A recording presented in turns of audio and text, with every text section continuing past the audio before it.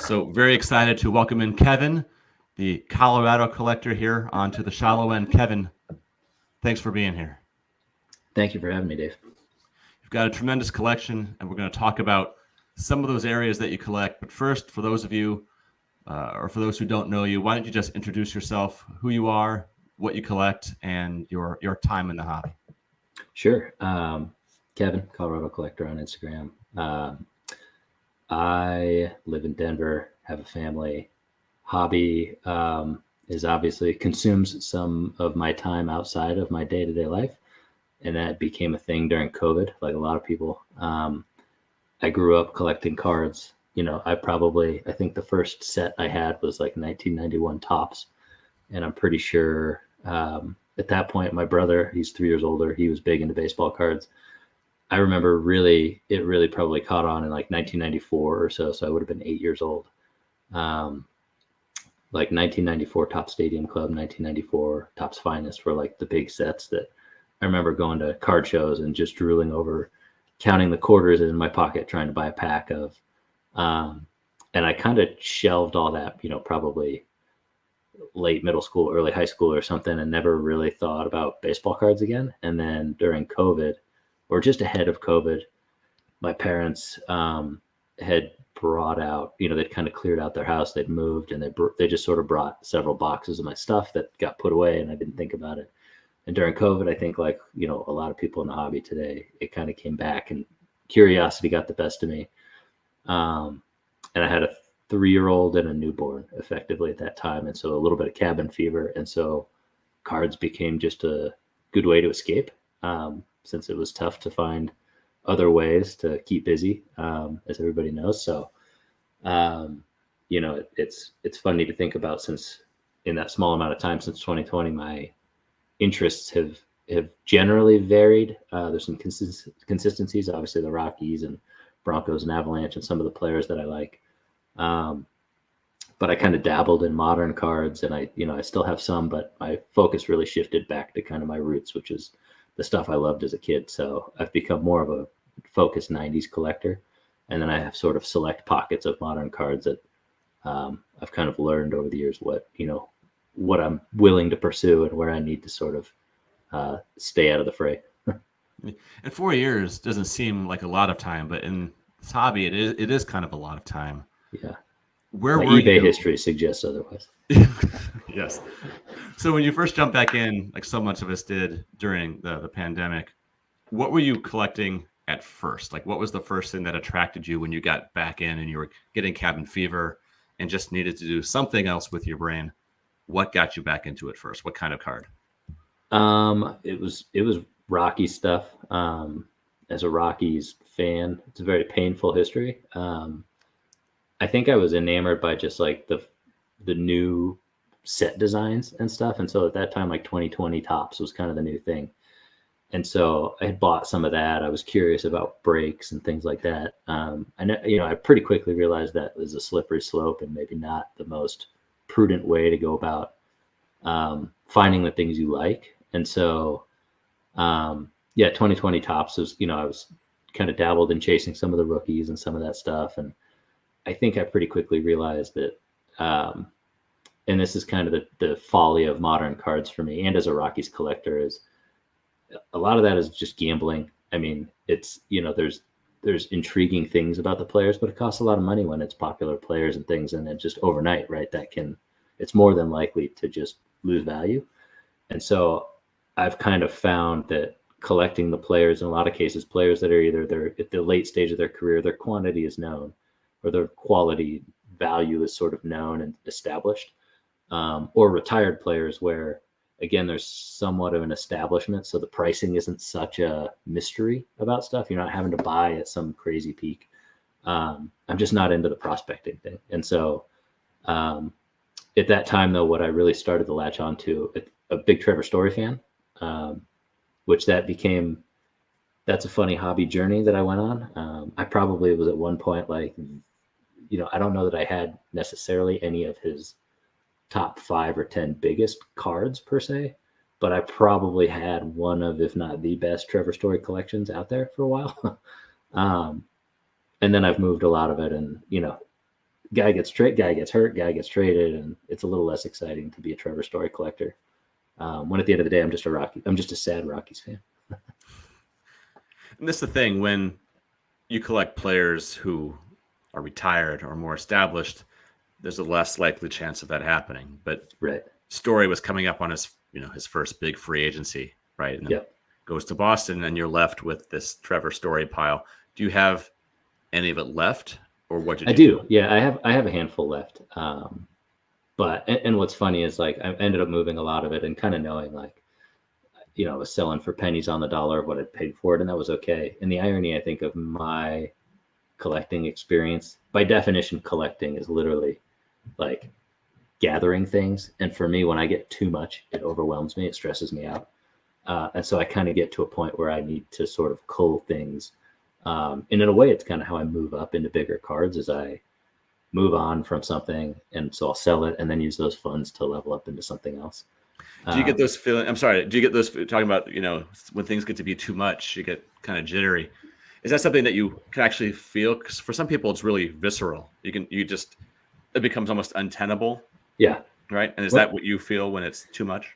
Yeah. And sometimes I'll see somebody like, there's people out there that maintain like 100 cards. Like that's their collection, and they pick 100 cards. And how successful are those people at maintaining that? I don't know. In the back of my brain, though, like I'd like to get to a point. It doesn't necessarily have to be an arbitrary number like 100 cards. For me, it's more about like volume of space. Like if it can fit in one storage unit or whatever it is, like one little cabinet or something. But when it starts to become like filling a closet, I'm like, this is too much. It gets hoardy, and that starts to give me anxiety. So I kind of I'm generally pretty intentional about organization of things. And so when it just gets to be too much and I can't find stuff, it kind of, I don't know, it becomes, I don't know what the word is, but it just becomes too much. If nothing else, I think you've coined a new phrase with hoardy. Yeah, hoardy. That's right. Let's stick with that. So we're going to be talking about the sort of the processes and everything else that goes into collecting a region. There's so much that we could talk about with your collection. We could talk for hours, but we won't do that to you, I promise. But before we get to the Colorado aspect of it, you mentioned that you got your first packs around 91 and then really started locking in around 94, right? So 93 is when those first refractors came out. Yeah. Finest, right? There was basketball and baseball, or baseball and basketball, and then I think football was a year later. Mm-hmm. So I guess it sounds like some of your first memories were of the shiny stuff. Mm-hmm. Did you ever get some of those early refractors, or were you more collecting just sort of the base based on what a kid could afford? Yeah, I mean, it's funny. I remember, I think I probably bought like 2 packs of 1994 Topps Finest. And what's funny is like, if you know what a refractor looks like, it's very evident that it is a refractor. But I was convinced at the time that I had pulled like a Ryan Sandberg refractor. And it was like my precious, card in my collection for a long time. And then, it was probably, I remember, probably like 6th grade or something like that. And I was trading cards with a friend or whatever, and they had a refractor.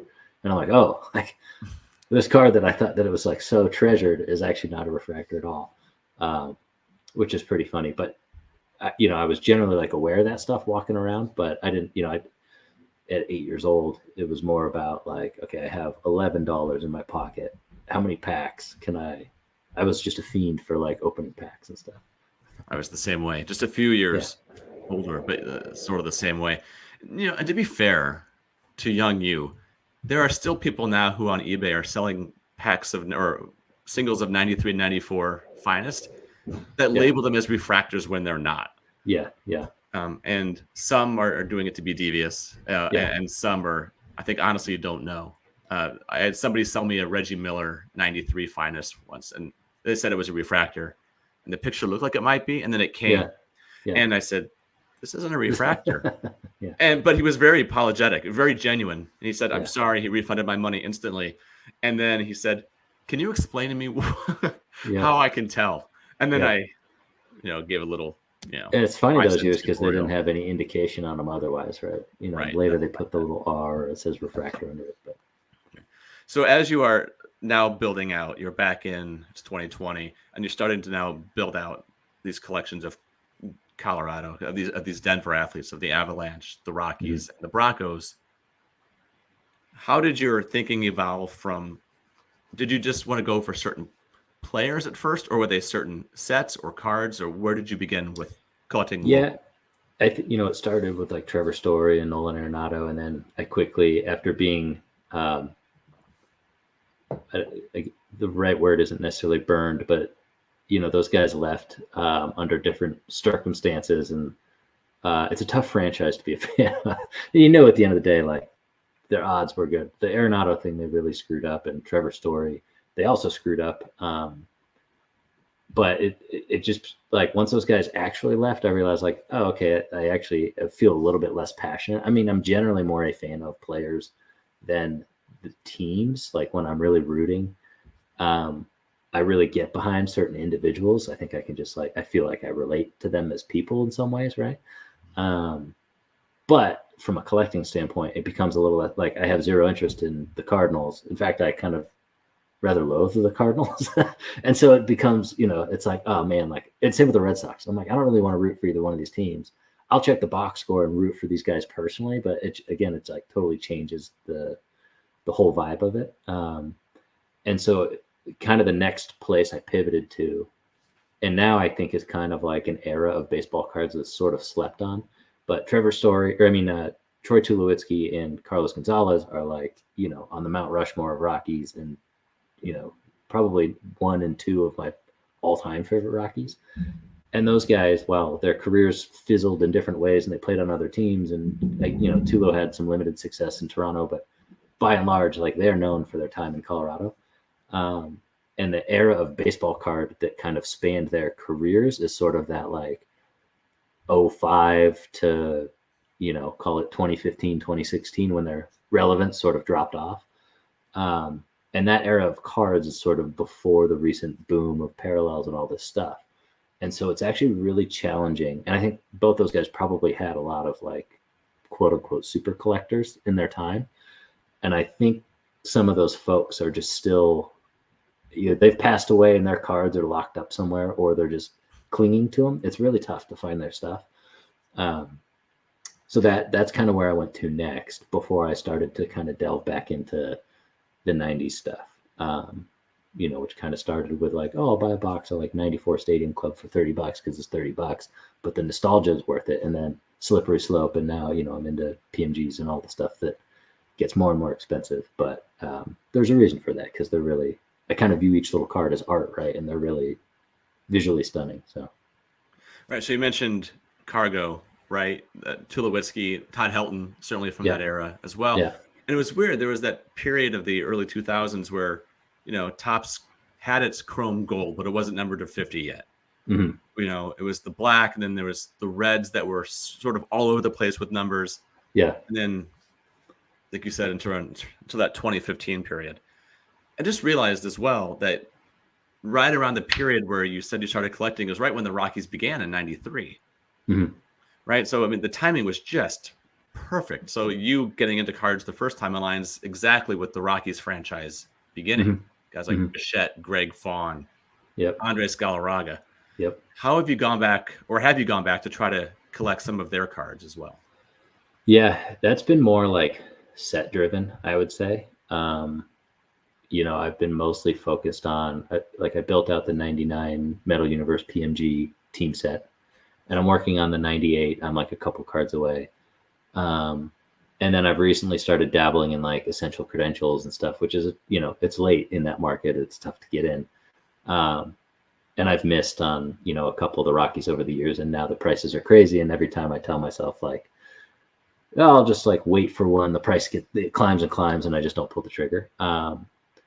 But it becomes one of those things where like there's different ways to focus on collecting. And so you can be a player collector, but the folly with that is like, where do I draw the line? There's so many cards out there.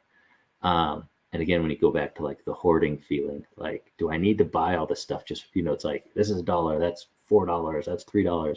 Pretty soon it's hundreds and hundreds of dollars. And then it's like, now I just have all this stuff that I don't find myself necessarily like appreciating. It's more about like, oh, I feel like I have to have every little thing. And I kind of don't like going to that place. And so I've tried to whether it's player collecting or team collecting or set collecting, I've tried to really like limit it. And sometimes it's iterative, right? So I'll go down a road and then decide like I have too many different projects in the works. I need to abandon a few of them to kind of fully commit to some others. And I'm sure that's probably pretty consistent with most collectors' sort of methodologies. But and I think what really took me to the 90s was, and I'm about to digress on like a random story here, but like 1999 Topps, as you may have noticed, is like a pretty big theme in my collecting. And so I was born in Denver, but I grew up largely in the Bay Area. And we moved there when I was in middle school. And so my older brother, when we moved from Colorado, was a Colorado sports fan. And my dad is actually an Indians fan or Guardians fan. And so I kind of grew up rooting for the Rockies, but primarily rooting for the Indians, which in the 90s was a thrilling team to root for. And then growing up in the Bay Area, I kind of learned to loathe the Giants because, there was a lot of fanfare about them, and the San Francisco fanfare is somewhat insufferable. It's like a very entitled sort of fan base. And so all my friends are like Giants fans. And, for a time, my dad had season tickets and we were going to games, and I was watching during the Barry Bonds like home run chase years and stuff, which was all super cool. But it was funny to kind of be like a lurking Rockies fan at the time when the Rockies were not terribly relevant. But my dad kind of has the classic story where I think when he went to college, his mom had thrown his baseball cards out. And so when I was in late middle school, he started, it was like early eBay years of the late 90s. He was like dabbling in building some sets. And so he built like 1955 Topps All-American and 1956 Topps sets. And he was like obsessing over, PSA grades. And so at one time he had like a top 10 on the PSA registry 1956 Topps set. And I think it's still in like the 40s. I looked like a year or two ago. And he still has it, and it's super cool. But at that time, like, he was kind of having this baseball card revival, and I was probably closer to phasing out. And I think it was kind of a way for all of us to do something together. And so 1999 Topps, it was the year that there was the Sammy Sosa and Mark McGwire home run chase cards. And so we were like driving all over the Bay Area, buying boxes of 99 Topps to build those sets together. And it was super fun. And I don't think I'd really thought much about it. And then again, when I kind of went back through my stuff during COVID, that design just is like, it kind of defines collecting for me. That was just like a formative experience. And I had one of those sets when I went into it. And so then I was like, oh man, it'd be kind of fun to like build the refractor set from Topps Chrome of that year. And there's 2 of those per box, and it's a 461 card set. And so it's like a pretty big undertaking. And I actually just recently completed that.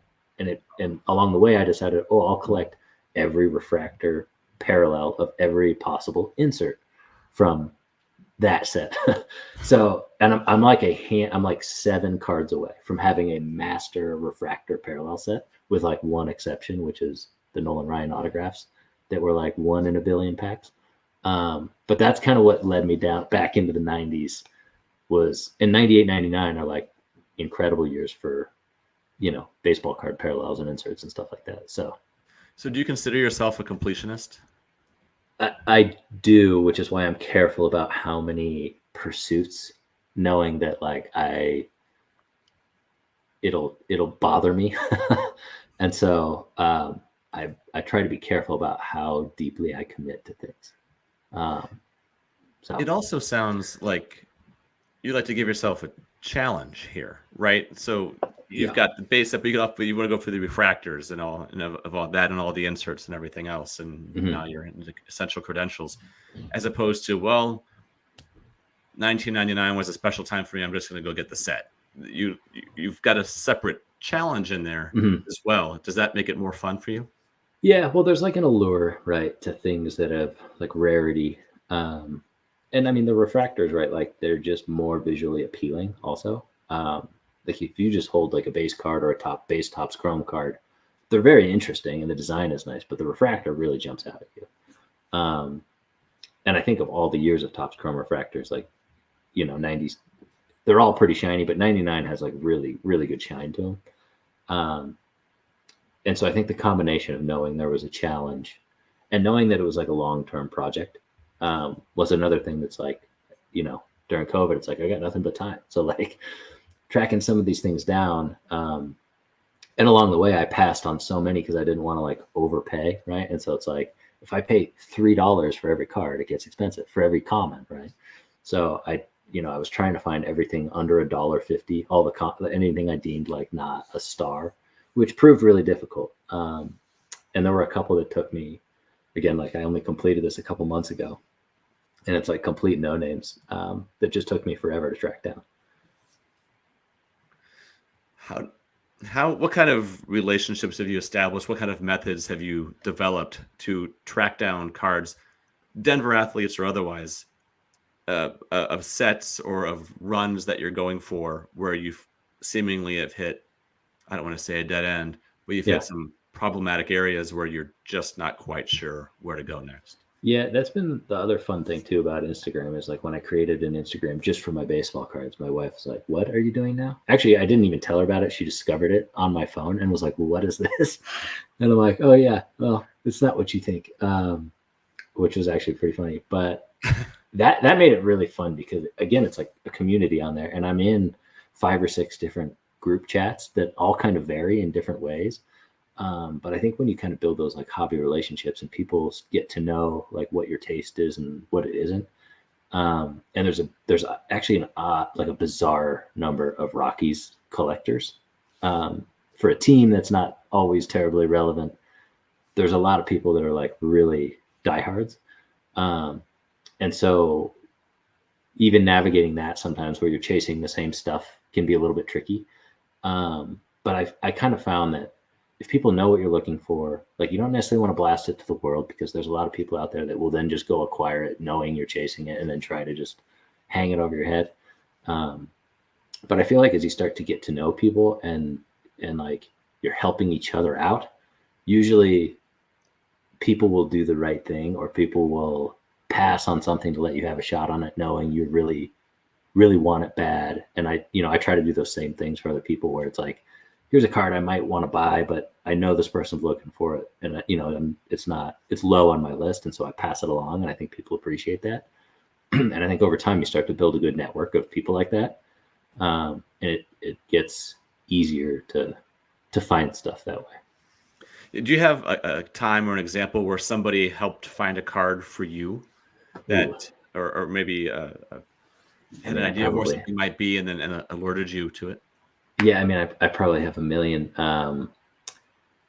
Baseball card addict, Chris, he just reached out today and was like, "Hey, I have this 2011 red refractor of Troy Tulowitzki. Like, are you interested in that?" And I'm like, "I'm kind of working on that run, and I don't think I have that one, so let me get back to you." But like, great, thanks. But again, it's one of those things where I think like people kind of know what I'm after now. And if I start to think about, there's probably 50 examples, right, where people have reached out and said, "Hey, I'm aware of this card. Like, I'll put you in contact." Or no sticker autos, Isaac. He's kind of known as like a flipper, but he's a really good guy, and he tracks down a ton of big cards. And he actually like has a good appreciation for him too. And so he has helped. He was at like a show in Dallas, and I'm trying to remember what the card was. I think it was like an Allen and Ginter Trevor Story card that was like a 101 glossy or something. And he knew I was looking for stuff like that. And he sent me a picture and he bought it for me there. And then we made a deal later. So stuff like that, where it's like, I think people just see there's value in building those relationships. And at the end, everybody wins. And then there's obviously a lot of examples of people not doing that. But I think that's just kind of life also. But that's great. And when you hear stories like that, you realize that they're parts of the hobby really move better when people do look out for each other. Totally. And like before you created your Instagram, you had no way of connecting with certain people, and just expands your network, but it's also more fun and alerts people to your collection, and they help you, you help them. It's just a nice way to get along, I think. Yeah, exactly. Does it ever get competitive? Where, you mentioned that there's a surprisingly large number of Rocky diehard collectors. Are there times when you spy a card and somewhere else in the universe somebody else is spying the card?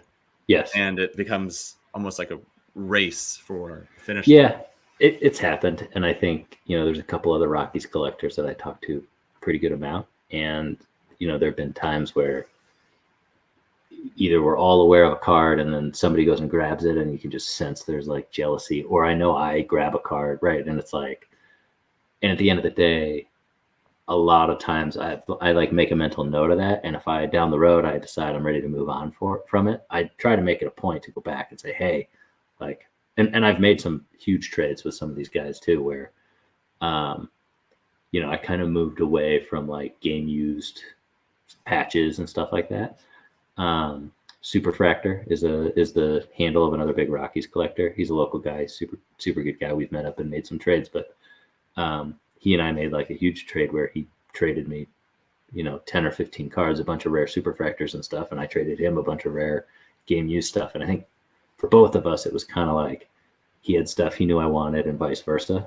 And at some point, it's just kind of like one of us just kind of has to be like, hey, do you want to start talking about stuff? And then trying to think of the other guy's handle. His handle was something different than what it pops up, but he's a huge Arenado collector, and he's out of the East Coast, and he and I have made some big trades too. But yeah, I mean, it's just one of those things where it's like it happens, but at the end of the day, I think people get over it. Yeah.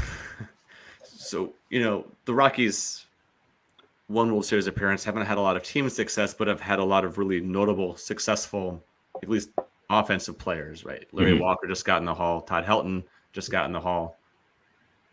You also collect some Broncos, and the Broncos have a much more storied franchise. They got John Elway, Peyton Manning more recently. What are some differences in collecting or going after players from a franchise like the Broncos and in a sport that like football where collecting can be more volatile, sometimes more expensive, versus baseball and the Rockies? Yeah, it's harder to find that stuff for the Broncos for sure. I think I'm just a bigger baseball fan, and it started with baseball cards for me. I did collect, you know, as a kid, I collected like Jerry Rice and stuff, and I collected some football, but baseball was always like the passion. And so I've always been a huge Broncos fan, but the irony of that is like for all the success they've had and how, you know, as big of a fan as I am and was of Peyton Manning and John Elway and all these guys, like my favorite Broncos quarterbacks are Jake Plummer and like Jay Cutler, I think. And why that is, I don't like. Jake Plummer was incredible, and he took us to the AFC Championship game, and he had a bad game, and everybody like ran him out of town, and he's like, I'm just going to go play handball. Like, I think that's great. Maybe it was just their style of play. I don't know. But so in a way, like as much as I do enjoy sort of the like, you know, storied Super Bowl teams and stuff, it's more about, it's like the set collecting and some of those players, but it doesn't quite, if I was to start moving away from things, like football would be the first to go between the two, football and baseball for sure. Yeah, it's so funny when you collect teams from a certain region or an area or a city. We just sort of latch on to some people who are local folk heroes and not necessarily the stars. And we were talking offline a little bit in the last couple of days and before we went on the air here and started recording. From St. Louis, and sure, I love Pujols and Ozzie Smith, but it's players like Willie McGee and Rick Ankiel and So Taguchi, right? Yeah. That get me really excited. Whereas someone like Paul Goldschmidt, I don't know why there's such an apathy there that I have toward him. He's great, you know, potential Hall of Famer. Seems like a very nice human being, you know. But it's very funny when you collect a region, right? There are players that you connect with that people outside of that area, maybe outside of Denver, outside of St. Louis, don't always necessarily understand. Yeah, or they would associate like the Cardinals with Paul Goldschmidt, right? And it's like, what's this? You know, you're not interested in Paul, but I totally get that.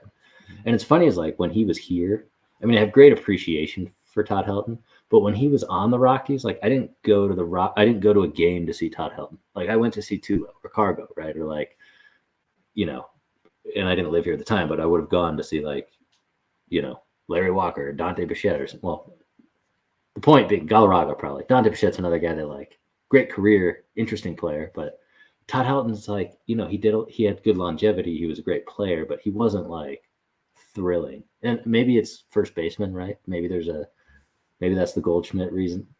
as well. I don't know, but yeah, it's just one of those things where he's kind of the face of the franchise, but at the same time, he's not at the pinnacle of my Rockies interest either.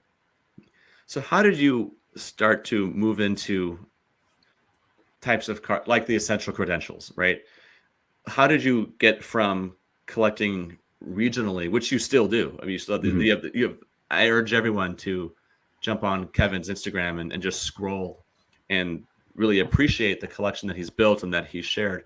But Kevin, how did you start to move from 2020 when you were looking for Rockies to sets like the essential credentials and other ones that encompass more players beyond that area into sets that are so highly revered and regarded?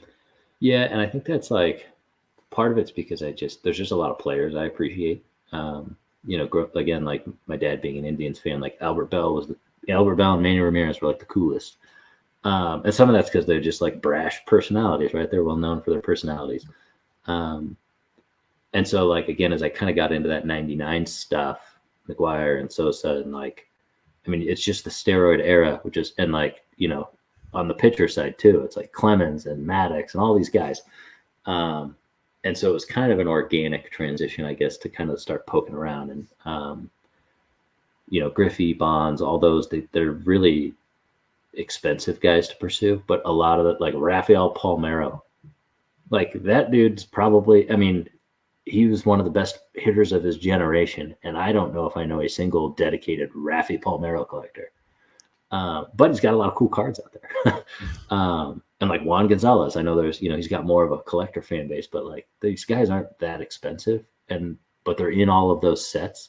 And so it's kind of a good way to get into some of those more interesting, or more like revered and expensive parallels. And once you start to do that and you get them in hand, it becomes more of a slippery slope. And I mentioned earlier, like I love opening stuff. I don't love opening newer stuff as much because, again, it's just not a good value proposition, really. And it's not really about value, but you kind of want to feel like you have odds of getting something exciting.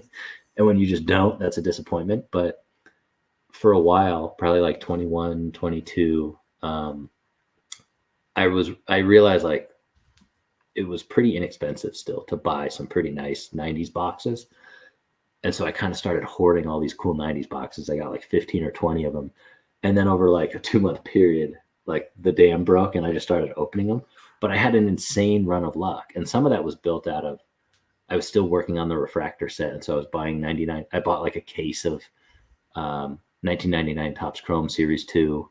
And in that case, I hit 2. So there's Fortune 15 refractors or parallel in that. And those fall like 1 per case and a half, if I recall. And I opened a pack and I had 2 of them in it. And it was I had Kerry Wood already, but it was Kerry Wood and it was Jeter, who I needed, which is a big one. That's a, $1,200 or $1,300 card. So like, again, that is like, ooh, I had opened a box of 98 Metal Universe and didn't hit anything. And then I bought 10 loose packs for $100 off eBay. And I hit a Sean Estes PMG. And the irony of that is like Sean Estes was a Giant when I was growing up. And I have a ball that I got signed by him at a game when I was in like high school. And now he's like, I think, fairly close friends with a guy I grew up with. They like play golf and stuff together. So that was the universe telling me like, oh man, I should maybe start like collecting Sean Estes. And it turns out Sean Estes is in a lot of interesting like credentials, PMGs, all this stuff. So that's been a fun one where, again, nobody is collecting Sean Estes, but I go out and I compete for that stuff. And it's usually just against set collectors, but it's fun because it's like an inexpensive way to kind of get into some of those nicer parallels. I love 2 things about this. One is I love that you actually opened the wax. Yes. I think that's great. Yes. Wax was meant to be opened. It's, I can remember being younger and seeing grown adults with unopened Star Wars action figures and thinking that was the most boring waste of time thing. What are you doing? Yeah. But I also love that it sounds like sets like those refractors you're talking about or the essential credentials. You're not just going after Griffey and Bonds. It sounds like you have an appreciation for those actual sets. Am I reading that right? Oh yeah. Well, and like, again, it's whether it's players, like whether it's experiences. Sean Estes, like I met on the warning track before a Giants game in 2002, probably.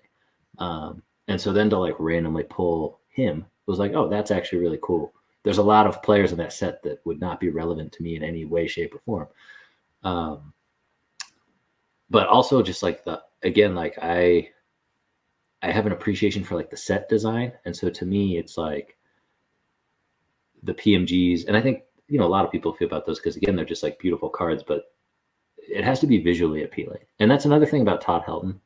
I'll digress, but like a lot of Todd Helton's cards are like, I don't know, for whatever reason, like incredibly unflattering photos. He's got like quadruple chins. It's like weird angles. And I'm like, I actually don't really care about a card of a dude looking horrible on it, right? Like it might be a cool card, but if like the photo's not interesting, it's like harder for me to be interested in paying for that or like keeping it. So it's kind of got to be the right combination of like either a set or the image or the player or all three. And it's like if two of the three hit, then I kind of find myself focusing on those things. Isn't that funny? The way we're drawn to things like that, and the way certain players just lack charisma on their cards. Yeah. I think I joked even in a recent episode that Albert Pujols has one face for his cards. And whether he's muscled up in the early part of his career or he's got the dad bod in 22, his face just looks the same on every card. There's nothing interesting about it. Yeah. Whereas something like Yadier Molina, every card of his is a piece of art, and he looks different and intense on every card. Yeah, and it's like, is that because Pujols just looks that way, or isn't photogenic, or is it just bad luck that like every photo is the same? But yeah, it's an interesting. It's like Tim Salmon collector. He's always making jokes about like Tim Salmon has so many bad photos, which is also true. And I grew up. Tim Salmon was my first guy I collected as a kid, just because I liked his name was Salmon. But he was like an awesome player, and the irony of that too is like Giants went to the World Series in 2002. They played the Angels. Tim Salmon was on that team. I got to go to one of those games. So I've always been a big Tim Salmon fan, and it started from just like a silly place. But he's been another one that's been fun to kind of get back into. And find his stuff because he's like a fairly obscure player at this point. He was very relevant in his time, obviously won Rookie of the Year, all the stuff, but like, you ask a kid today, they have no idea who Tim Salmon is. And he's certainly like a couple tiers below the Bonds and the Griffies or whatever, but he's got a couple very passionate collectors out there. Right. And my mind goes right to Salmon, Erstad, and Troy Glaus. Like those three were just like these three. Yeah. Troy Glaus was incredible. Yeah. And Erstad was this Nebraska football player, right? Yeah. Turned someone who would just run through a wall, and the three of them, they can't be separated. Yeah. And you had like Garrett Anderson and JT Snow for a little while. Yeah. I mean, it's funny. So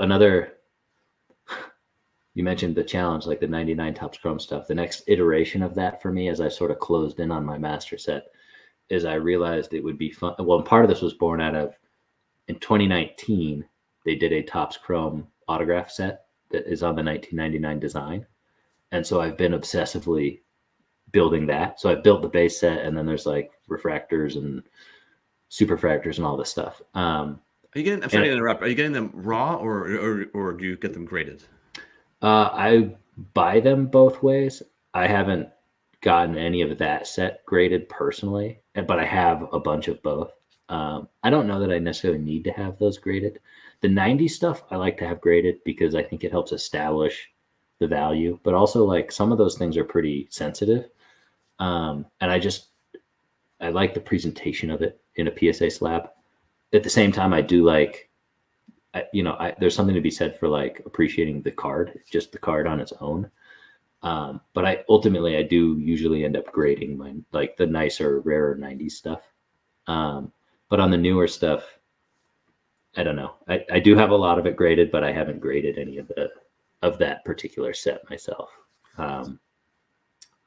So if somebody was in Chicago or Phoenix or Atlanta or any other major league city and was looking to start collecting players just from their team, what kind of advice would you give them when they're just starting out to start building out a collection of players from their area?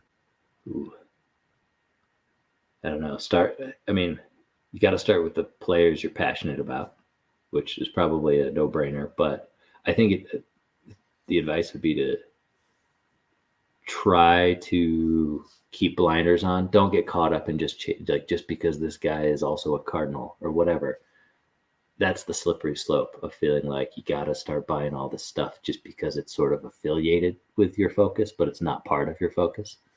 And I think that's always the challenge. And I think, people that collect baseball cards are, collectors by nature. And I think sometimes it's probably more often than not that people have a hard time maintaining that focus. And I think we've probably all been there where we've realized we've bought a bunch of stuff that we don't know why we have it. And that's not a great feeling. And so it's just a lot more fun to just have a shorter checklist. But it's tricky.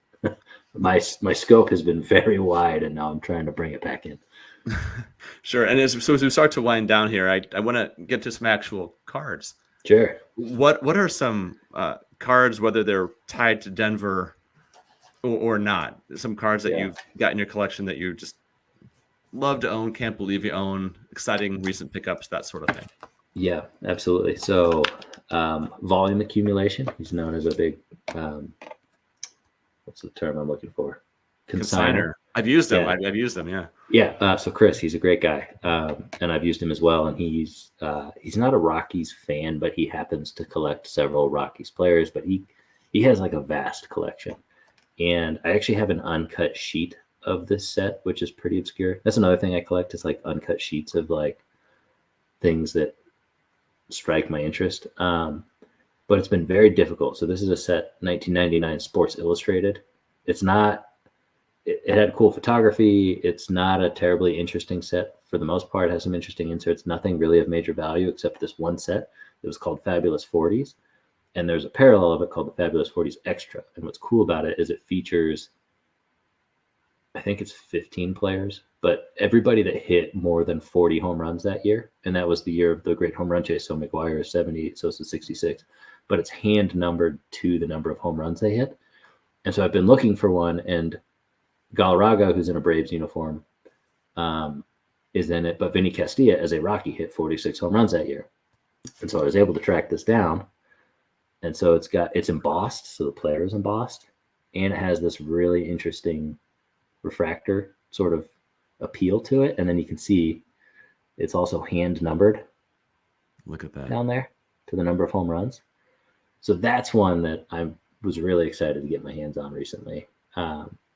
And is a super cool set. And then I have this uncut sheet of this that was like poorly listed on eBay. And I played the long game, and I was able to talk them down to a price that the sheet isn't embossed yet, but otherwise it looks just like this, and it doesn't have the hand numbering. And so I'm like, well, it would be easy for somebody to have bought that, cut it up, hand number it. A lot of people have no idea that these are also embossed. And, the Griffey for this, I think one of them just sold at auction, and I think it was like $4,000 or $5,000. So it's that type of stuff where like I'm excited to own that because A, it prevents somebody from doing something like that, and B, I'm really excited to frame it and put it on my wall.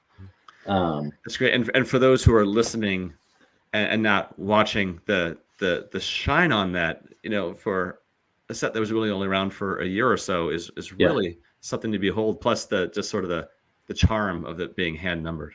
Yeah. And it's like, it has all the features. The embossed is really subtle. It's a really unique card. I'll show the Sean Estes that I pack pulled just for reference, because that kind of, and again, these are obviously pretty well documented at this point, but it's the California coast because he plays on the Giants. And so that was just a super cool card to have pulled that was relevant for me. What else can I show up? Oh, I have another big one that remind us which Sean Estes that is. What's that? Just remind us real quick what Sean Estes that is for the listeners. Sean Estes, the pitcher for the Giants. Oh, this is the 1998 which Metal Universe PMG. Yeah. Thank you, PMG. Yeah. Sorry about that. And then there's another one that was a recent addition. So I kind of view this as like the PMGs are really, in the essential credentials, they were only made, in their form for like 1 year. The PMG had technically 3 years in some sports and 2 years in baseball, but every year of them is very unique and different. So like 1998 PMGs only happened in 1998, like the scope and all that stuff. I feel like this parallel is like the modern PMG, and some people are onto it, others are not. But in 2011, which is now iconic because it's Trout's rookie year, they released this Hope Diamond parallel. Out of And 60. so that, yeah, exactly. And so there's the blacks to 60 and the Hope Diamond to 60. But the interesting thing about the Hope Diamond, and I don't know how, I assume most people are not aware of this, and then, some people probably are, but they were only released in update packs. So if you buy a box of Series 1 or Series 2, there's no Hope Diamonds. But an update, all of Series 1, 2, and update were packed out in update packs.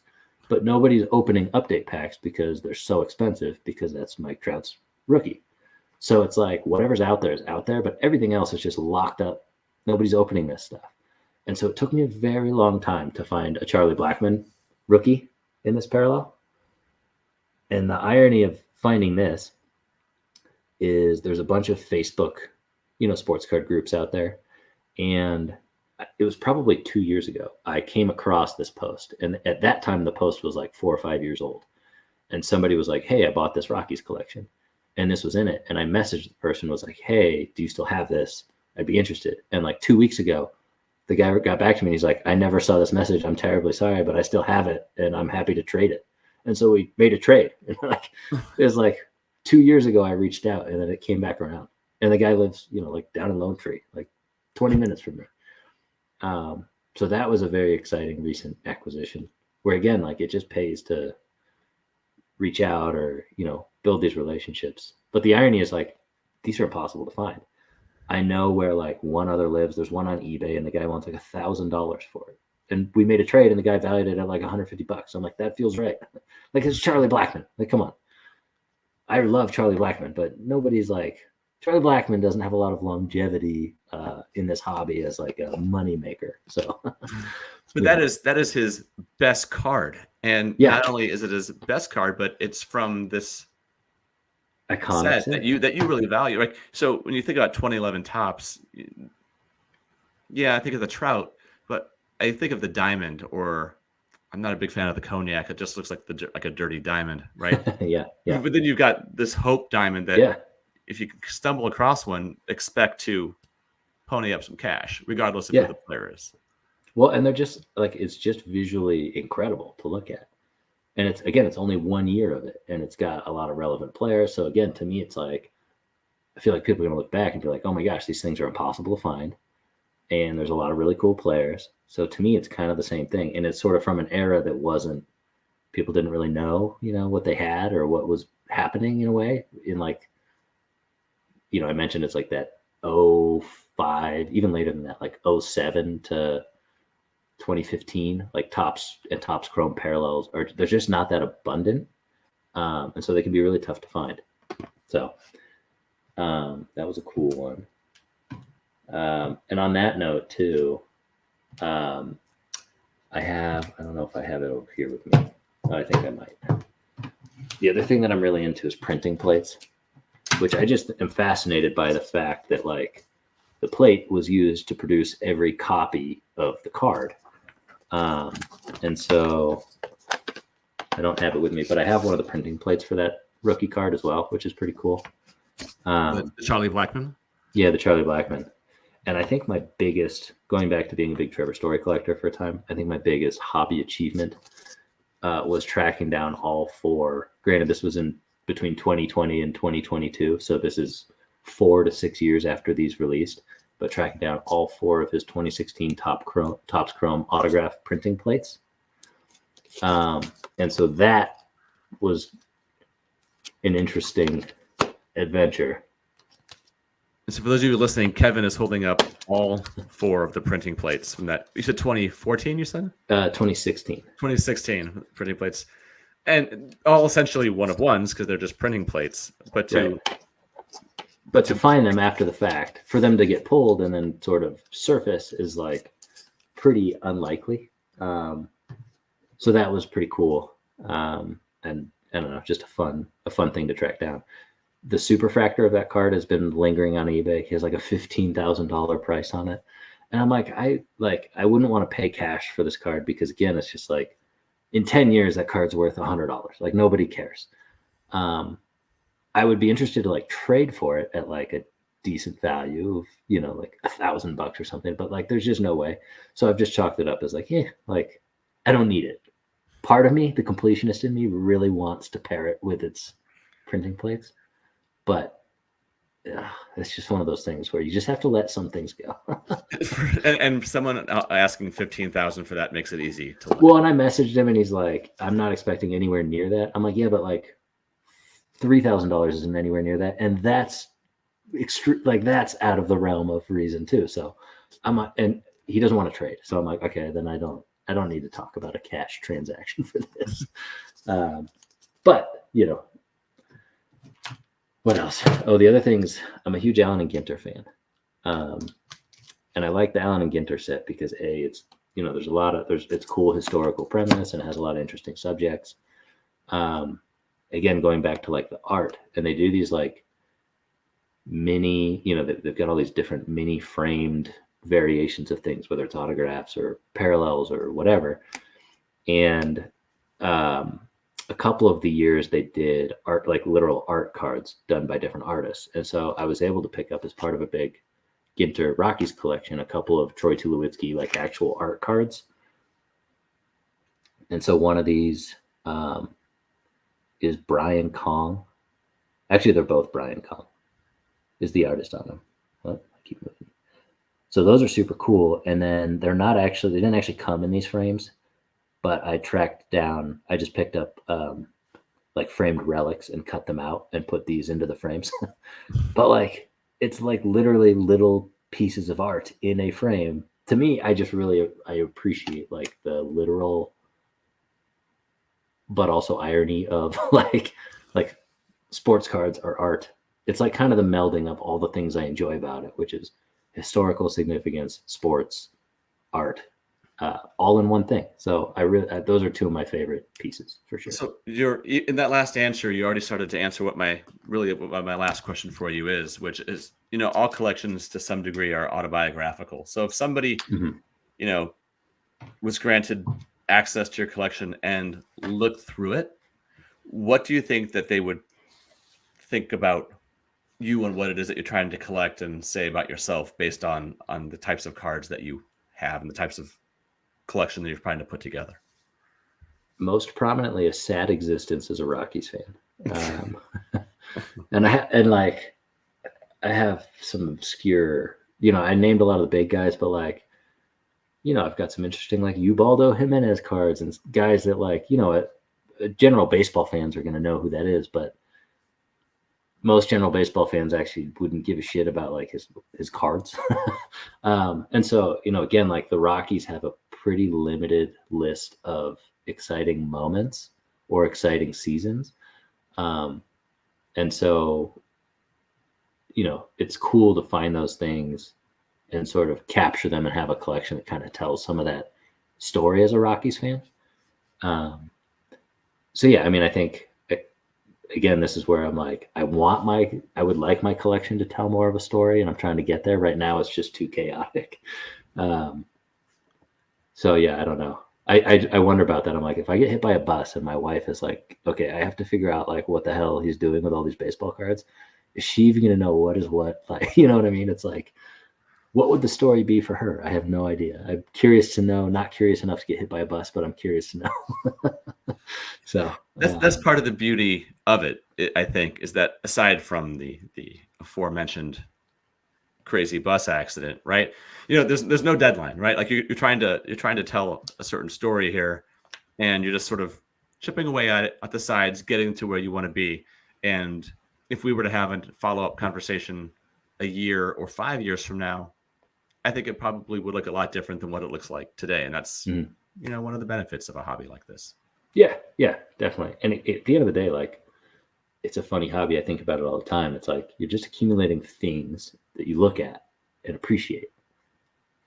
Like sometimes you watch the news, right? And you're like, are any of these things going to matter in very short notice? They might not, but you know, everybody kind of has their own comfort level of what makes them happy, what it costs for those things, whether they're tangible or not, or experiences.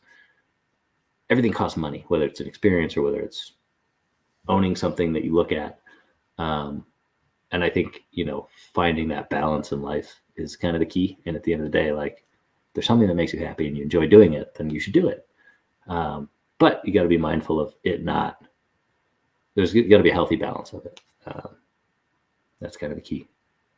Kevin, thanks so much. Tell people where they can find you on Instagram. It's at colorado.collector. Kevin, I've really enjoyed this conversation. It feels like chapter 1 of a longer conversation, but thanks so much for coming Sure. on. And I Yeah, hope appreciate we it. can do this again. Appreciate it very much. Thanks, Dave.